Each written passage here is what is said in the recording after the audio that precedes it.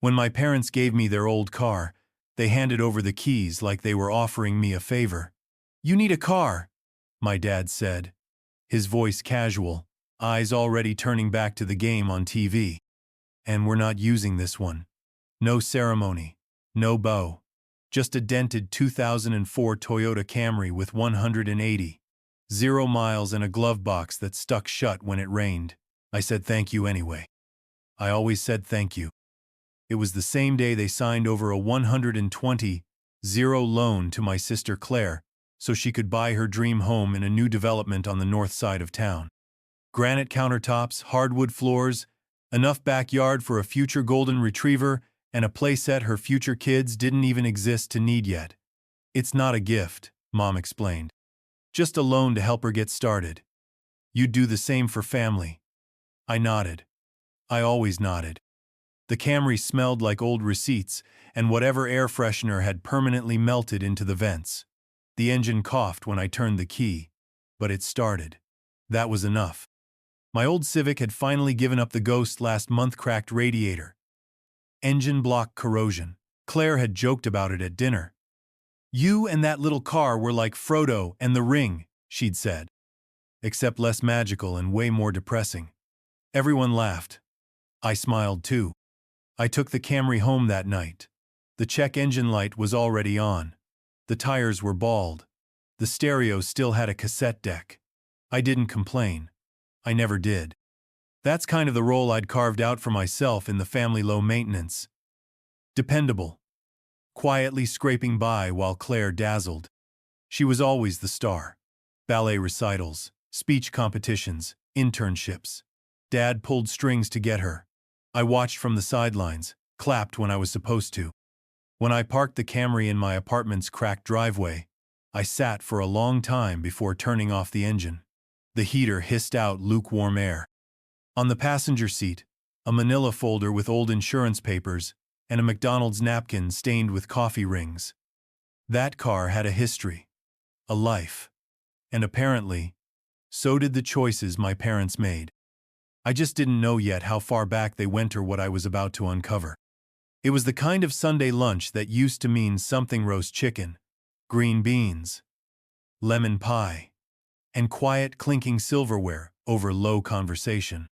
The house I grew up in still smelled like floor polish and cinnamon. Claire brought a bottle of wine, unprompted, and poured it like she owned the table. Mom smiled a little too much. Dad didn't make his usual comments about my job or my haircut. That should have been the first sign. "We made some updates," Mom said after dessert, pushing a printed document across the table like it was just another grocery list. Dad cleared his throat. "To the estate plan. Just small things." Claire sipped her wine and glanced at me, already aware. I unfolded the document slowly. My name appeared once. Claire's was on every line. Power of attorney. Executor. Sole heir to the house. The savings. The lake property in Michigan. Everything. "You've always been independent," Dad said when I looked up. "You're doing fine on your own. Claire's got a mortgage now. Kids coming one day." It just made sense. I didn't say anything at first. Just stared at the place, setting in front of me. The same plates we'd used since I was a kid, chipped at the edges. "You're giving her everything?" I asked, my voice calm. I wasn't angry. Not yet. Just tired. "Not everything," Mom said, trying to soften it. "We gave you the Camry." Claire stifled a smile and reached for another pour. "It's not about the stuff," I said quietly. And it wasn't not entirely. But there was something about watching my family reduce decades of shared history to a hand-me-down vehicle and a few vague compliments that settled like concrete in my chest. "We thought you'd understand," Dad said. "You've always been the reasonable one." Claire toasted the air between us. "Cheers to being the reliable sibling." I excused myself a few minutes later, saying I had work in the morning. I took the Camry home along back roads, thinking about the will, the tone in their voices, and that word independent. They said it like it was a compliment. But that night, staring at the ceiling above my bed, I realized it was something else. Permission. A way to let me drift away quietly, while they locked the rest of the legacy behind Claire's name. I didn't say anything on the drive home, just stared at the road while streetlights passed overhead like slow blinks. The Camry's heater rattled, warming the cabin with air that smelled faintly of burnt dust and pine-scented air freshener from a tree that had long since faded. I thought about pulling over, about turning back, and asking the questions that were now screaming inside my head. But I didn't. I just drove. Quiet has always been my default setting. The next morning, Claire texted me. Just want you to know I'll make sure you're taken care of if anything happens. Love you, bro. No punctuation. Just that clipped tone she used when she was trying to sound generous without actually being generous. I didn't respond. I stared at the message, reread it, then let the screen fade to black. The thing about being the independent one is that nobody ever checks to see how you're actually doing. They assume you're fine because you've learned how to look that way. Bills paid, oil changed, smile intact. Meanwhile, Claire had spent her 20s floating between failed startups and boyfriends with neck tattoos, and every stumble was met with a soft place to land. I'd built my life on my own dime and never asked for a thing. I thought that meant they'd respect me. Turns out, it meant they figured I didn't need them. I showed up to work that day like nothing happened. Punched in, answered emails, ate my lunch at my desk while the office buzzed around me. Nobody noticed anything different. That was the point. I'd learned long ago how to disappear in plain sight. That night, I poured myself a drink and sat at my kitchen table, the will still folded in my coat pocket. I didn't open it again. Didn't need to. The words were carved into me now. Claire gets everything. Evan gets what he's always had, just enough to keep moving. I stared at the ceiling until it blurred, then went to bed with a hollow ache in my chest that had no name yet. Just wait. 3 days later, I took the Camry and drove. No destination. Just out. Past the city. Past the suburbs. Until the roads stopped having names I recognized. The engine hummed like an old dog trying to keep up, the tires whispering against the asphalt with a rhythm that matched the thoughts circling in my head. I didn't pack a bag, just filled the tank and left. Sometimes motion is the only thing that feels like control. The car smelled like childhood old gum wrappers in the cup holder, a faded scratch on the dash from when Claire kicked it during a tantrum in '98. I ran my fingers over it absently. The stereo still worked, barely. Static-filled country stations and a CD stuck in the player that skipped every third word. I let it play anyway. I passed an old diner we used to stop at after soccer tournaments. I remembered Mom fussing with the radio, Claire whining about her fries being too cold, Dad humming along to some Doobie Brothers track like he didn't hear any of it. I remembered sitting in the back seat, staring out the window, thinking, one day, I'll be out of this car, out of this house. I guess I was, just not the way I thought I'd be. I pulled off at a scenic overlook and sat with the engine idling. Below me, pine trees, a frozen lake, silence. I thought about the way my parents smiled when they handed me the keys to this car. Like they were giving me something of value. And maybe they were, in their own way.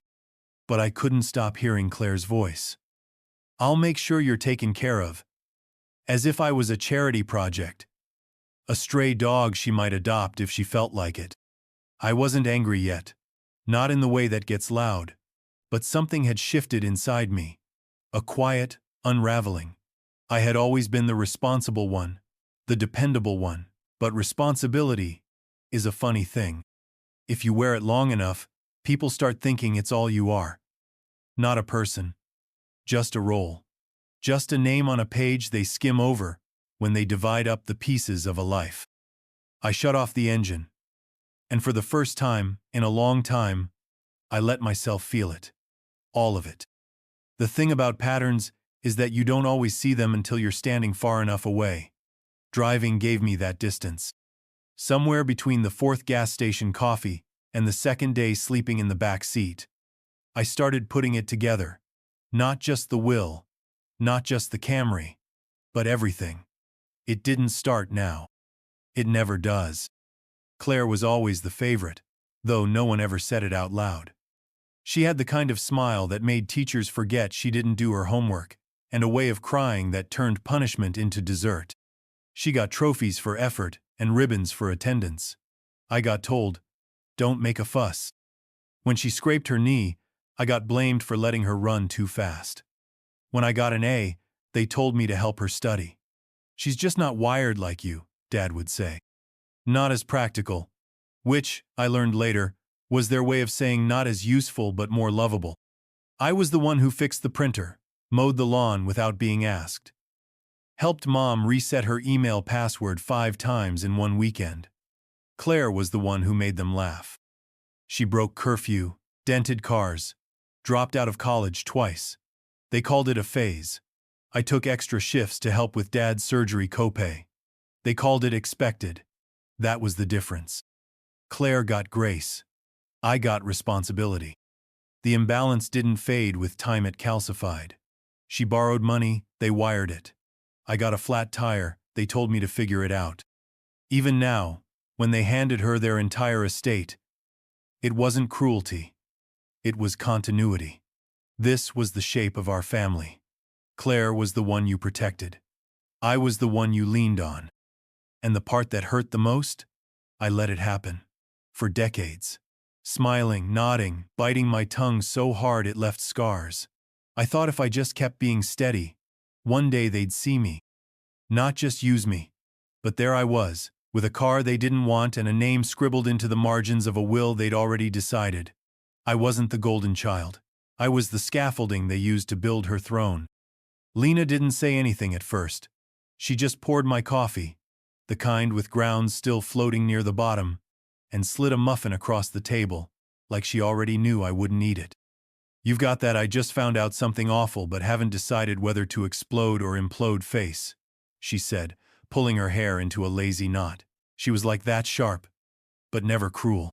A lawyer who could disarm you with a look and build a case with a whisper. I told her about the will, about the car, about Claire. I didn't raise my voice, just laid it out like an evidence list.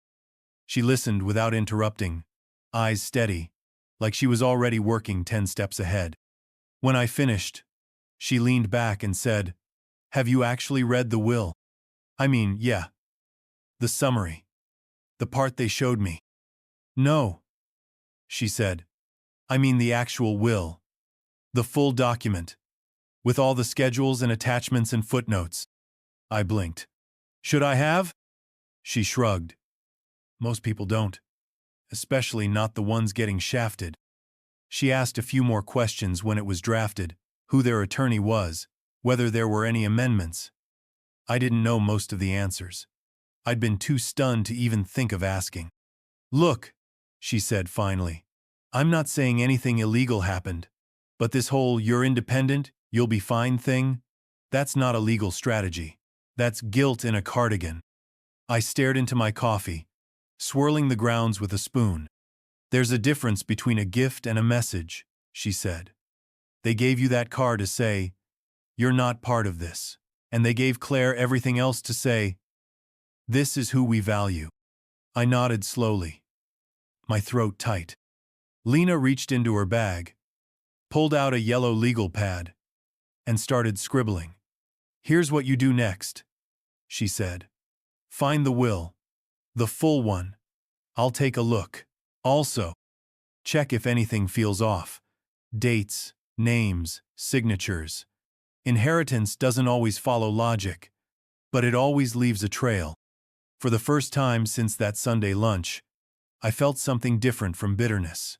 I felt a flicker of curiosity, and maybe just maybe the beginning of a plan.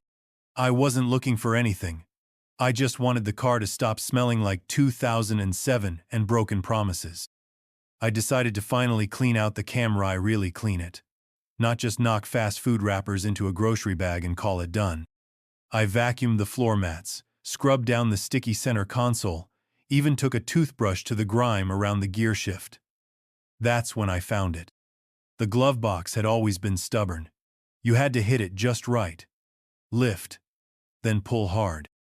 Inside was the usual expired insurance cards, An old flashlight with corroded batteries, a melted pen stuck to a receipt, and a folder. Yellowing at the edges, labeled in faded blue ink. Tax, property, 2003. I almost didn't open it. Thought it was just more of my dad's old paperwork, tossed in during a road trip and forgotten. But I opened it anyway. Inside were documents thick, confusing ones. Deeds, bank statements, notarized letters. Most were from years ago, addressed to my dad from a law office I didn't recognize. There were numbers that didn't make sense, and property references I couldn't place. But tucked between them, folded neatly, was a single piece of stationery. Lined, written in pen. My grandfather's handwriting. I recognized it instantly, looping cursive with the occasional all-caps emphasis, like he was still trying to teach my dad a lesson. It wasn't long. Barely a dozen lines. But my eyes caught on two things right away. 1. It was dated the same year Grandpa passed. 2. It mentioned the house. I read it twice before the words started to land. My fingers tightened around the paper. It didn't feel like much, physically just old ink on aging paper. But something inside me knew before I even understood the full implications. This wasn't just a note, it was a thread, and if I pulled it, everything might unravel. I sat in the front seat of that Camry, the engine off, sun leaking through the windshield. The folder rested in my lap, like something radioactive. My parents had given me the car like it was scrap. But they forgot or maybe didn't know what else was hiding in the shadows of its glove box. Until now. My grandfather wasn't a sentimental man. He didn't give long speeches or write Christmas cards. But he believed in order, in structure, in things being done the right way, even if no one else liked it. So the fact that he wrote my father a note handwritten, not typed, meant something. I brought the letter inside and read it again. This time slowly. It wasn't poetic. No warm closing. Just facts. Plainly delivered. He referenced the house, the one I grew up in, as part of a trust he'd set up the year before he died. A trust that named me as beneficiary. Me, not my parents. Not Claire. Me. The condition was simple. I had to be over 30. Claire, too. The house would be held in trust until both of us reached that milestone, then transferred in my name. No split, no shared inheritance. Grandpa believed in fairness, but not in equality. You were always the one who took care of things, he wrote, and I trust you to take care of this. There was no signature, but there was a witness line at the bottom, initialed and dated. Legal, at least at first glance. I didn't know what stunned me more, that this existed, or that no one ever mentioned it. My parents had given me a used car and handed Claire the deed to the house. All while knowing her, at least suspecting that the house might not be theirs to give. I scanned the folder again. There were bank records tied to the trust account. Withdrawals. Property tax payments. A letter from the trustee's office saying the trust had been restructured in 2004. That year, I was 13. Claire was 10. Too young to understand what had been changed or taken. I sent Lena a photo of the note. 10 minutes later, she called. "Where did you find this?" she asked, voice tight. I told her about the folder, the glove box, the cleaning. "This changes everything," she said. "If the trust was real, and the house was transferred without dissolving it properly, Evan, they might not even own it. Not legally." I sat on the edge of my bed, the letter still in my hand, my whole life tilting in slow motion. My parents gave me the car like it was a favor. But maybe, just maybe, what they were trying to bury was still riding shotgun, waiting to be found. Lena didn't waste time. She printed everything, highlighted every margin, pulled statutes from dusty corners of the law no one reads unless they're trying to undo a bad decision from 20 years ago. We sat on her living room floor for hours, papers spread out like a crime scene. Because in a way, it was. "This is the original deed," she said, pointing to a faded Xerox. "Still in your grandfather's name, in 2003. But by 2004, it's in your dad's. There's no record of the trust being dissolved. No probate entry. No notice to beneficiaries. I stared at the paperwork, the official language curling into something that felt personal. So what does that mean? She tapped the side of the document with her pen. Best case? They forgot to file something. Worst case? They deliberately bypassed the trust and moved the house into your dad's name before you could legally challenge it. Either way, they had no legal right to give Claire that house. It was never theirs to give. The words sat there like a ticking clock. I didn't want this. I didn't want courtrooms or conflict. But I also couldn't shake the feeling that this wasn't just a mistake. It was a decision. A choice they made when no one was looking, because they assumed no one ever would. Lena leaned back, flipping through another stack. This isn't just shady. It's actionable. I nodded slowly. I'm not ready for war. Good, she said. Because this isn't a war yet. But it's a weapon. Just depends how you use it. God won. Crimes. But Khan. Sessions says. 2R. Good. Just depends how you use it. I sat in silence for a long time after she left. The Camry was parked outside my apartment, still humming faintly from the drive over. I opened the trunk and placed the folder inside, next to a small toolbox and a spare tire that hadn't been touched in years. The weight of that folder felt heavier now, not because of the paper, but because of what it meant. Proof. Not just of what had been taken, but of who they had chosen to become when they thought no one was watching. Dinner was meatloaf and mashed potatoes, the kind Mom made when she wanted things to feel normal. Claire was already seated, scrolling through her phone, wine glass in hand. Dad talked about refinancing options for her kitchen remodel. Mom offered me a second helping like I hadn't driven there with a file folder full of evidence in my passenger seat. I waited until after dessert. There's something I need to ask, I said, setting my fork down. The table stilled. Claire rolled her eyes. Here we go, she muttered. I found a letter from Grandpa, I said. In the glove box, along with trust documents.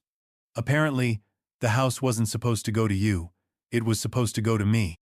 My father's expression didn't change, just the slightest twitch in his jaw. My mother blinked. Once. Twice. Claire snorted.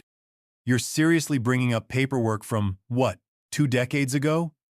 Come on, Evan.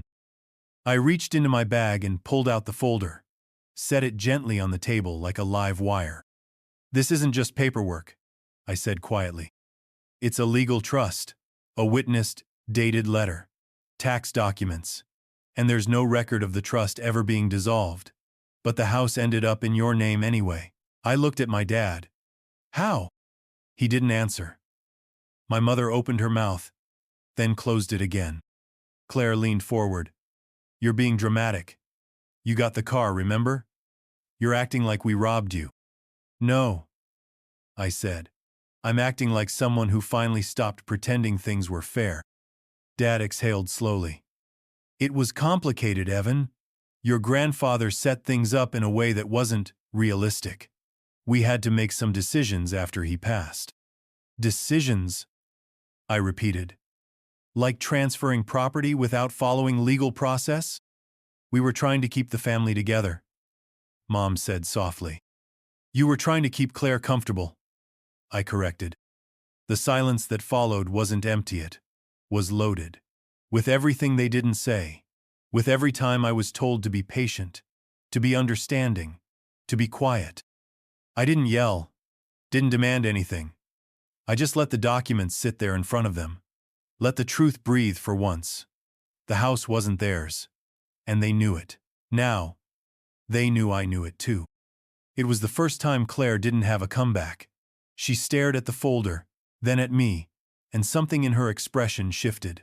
Not guilt, not regret, just the weight of finally being seen. After a long pause, she said, Dad told me it didn't matter. My mom looked at her sharply, but Claire kept going. That trust? I asked about it years ago. I found something in a filing cabinet when I was helping clear out Grandpa's storage. It mentioned your name, the house, a contingency clause. And you didn't say anything? I asked. She flinched, just slightly. Dad said it was irrelevant, that the trust had expired or been overridden or whatever, that he'd taken care of it. And honestly, I didn't press him. I wanted the house, and I figured if it was really yours, you would have said something by now. There it was. The casual betrayal. The way our family operated. Plausible deniability wrapped in a smile. Claire had known. Maybe not the full legal truth, but enough to know something wasn't right. And she let it ride. Let the lie become her foundation, because it was easier than questioning it. My father said nothing. My mother looked down at her plate like the answers might be buried under the mashed potatoes. "You've always been the one who could handle things," Claire said softly, almost like it was an apology. "I guess I figured you'd be fine." I didn't answer. Because I wasn't fine. Not because I needed the house, but because I finally understood what they all saw when they looked at Minota's son. Not a brother. Just someone built to carry weight so they didn't have to. Lena read the transcripts of the conversation from my phone, her mouth a tight line. She admitted she knew. That's big, not just morally legally. "I don't want to blow everything up," I said. "I just want the truth to mean something." She nodded. "Then let's start with a quiet inquiry, a formal records request on the trust. If they really dissolved it, there'll be documentation. If not, we have a case for reclamation." What does that mean practically? It means you could challenge Claire's title to the house, possibly void the transfer, depending on the court's view, especially if it was transferred under misrepresentation. "I'm not trying to ruin anyone," I said. "I just want what was intended." Lena looked up. That's exactly the kind of client courts tend to listen to. Over the next few days, we filed paperwork, nothing aggressive. Just a notice of interest in the property. Enough to freeze any refinance or sale. Lena drafted a letter to their family attorney requesting a full history of the estate planning, the trust, and any amendments. I dropped it in the mailbox myself. The response came 3 days later. Vague, defensive, but it admitted one crucial fact. There was no record of the trust ever being formally revoked. That was the moment I knew we were past the point of pretending. I didn't tell Claire. Not yet. Letting her feel the pressure shift first. Letting her sit with the knowledge that the story they'd all agreed to tell might be unraveling. This wasn't about money. It was about history. About being written out of something I was meant to inherit, not just the property, but the legacy of being seen, finally, as part of the family. Not just the one who could handle it, but the one who'd been handled.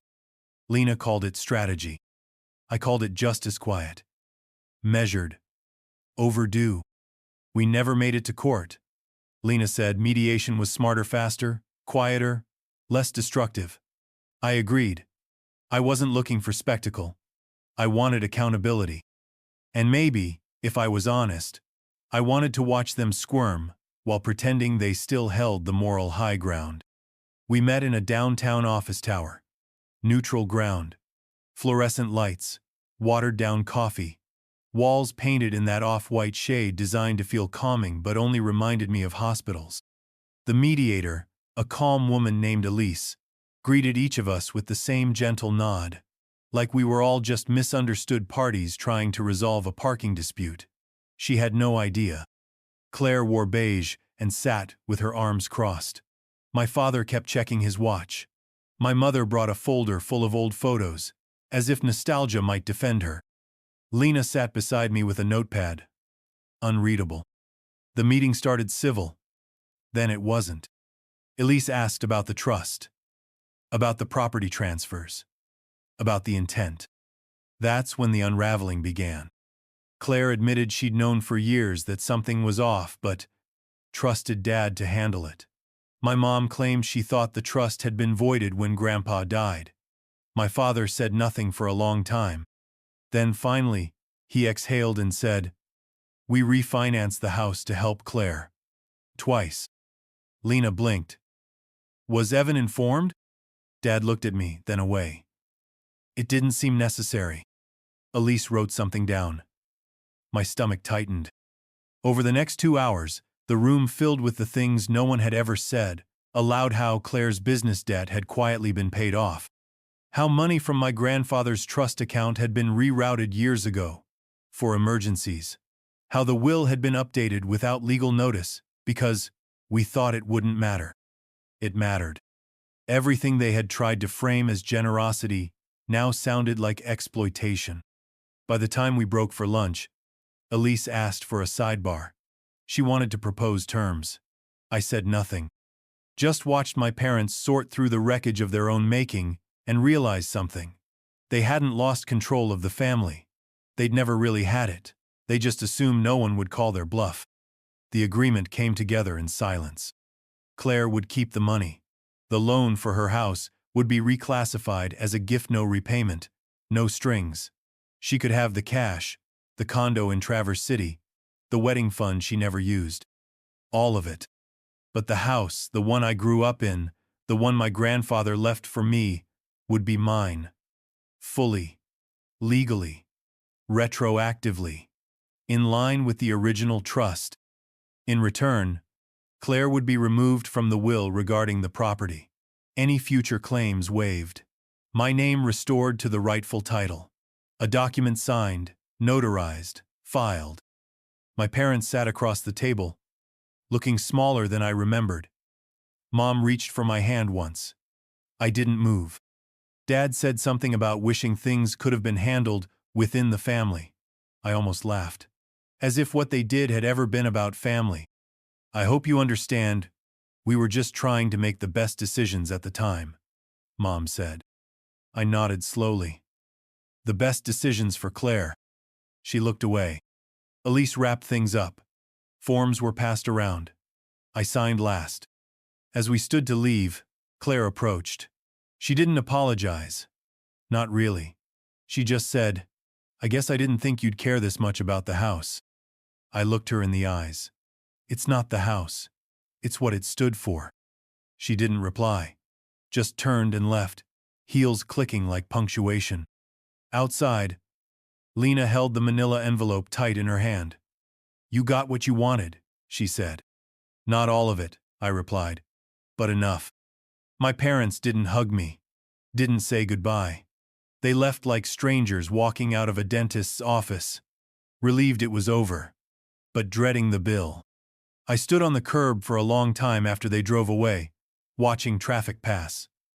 The Camry was parked down the block, sunlight glinting off its faded hood.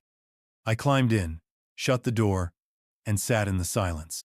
The fight wasn't loud. It never had been, but it was over.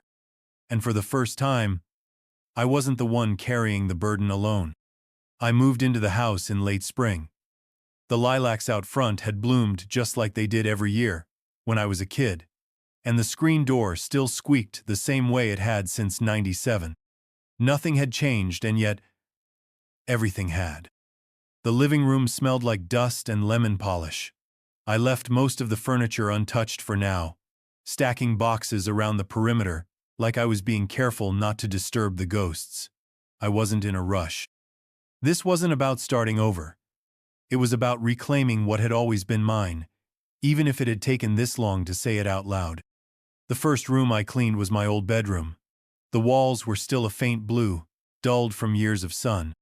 I sat on the edge of the bed that wasn't there anymore, stared out the same window I used to dream through when I thought the world was somewhere else, somewhere far from this house, this street, this family. Funny how things circle back. The last box I carried in was marked tools. It belonged in the garage. I opened the door, expecting the usual smell of oil and cold concrete. Instead, I was hit with something softer memory. Maybe. The Camry sat parked just to the left, quietly dignified in its familiarity. Beside it were rows of dusty shelves, a workbench with paint-stained drawers, a pile of camping gear we hadn't touched since Claire decided bugs were beneath her. There was a cooler with a cracked lid, the same one Dad used to haul to baseball games. A stack of folding chairs from a 4th of July cookout no one remembered. My old bike, rusted at the chain, still hanging from the hooks Dad installed when I was 12.